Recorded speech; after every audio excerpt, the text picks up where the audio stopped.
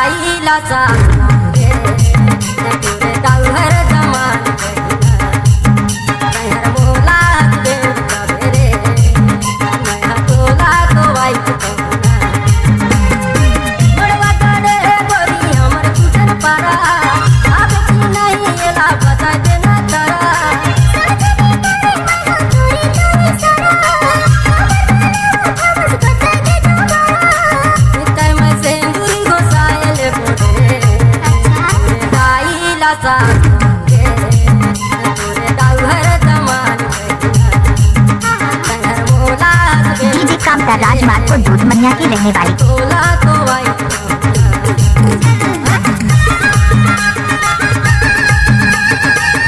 अगर आप हाई स्पीड गाना सुनना चाहते हैं तो डीजे कामता राजमार्ग को यूट्यूब चैनल को सब्सक्राइब करें।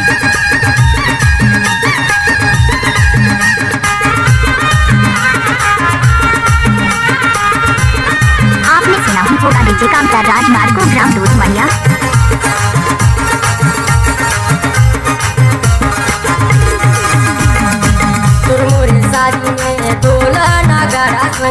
डीजे गाना लागो तोरे सहेली आऊ मोरे साथी मंगा मरवाती कदी में बाबो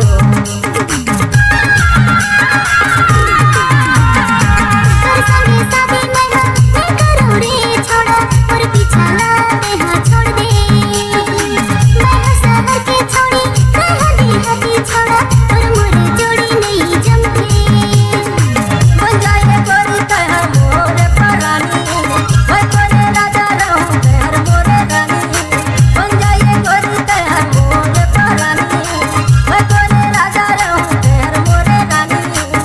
संगे जिंदगी बिताएल बोले डीजे कामता राज। तोरे दाई ला सास तोरे तोरे दाऊ है दमाद बेटा मोला हसबेंड कबरे मैं बोला तो आई कहूँगा।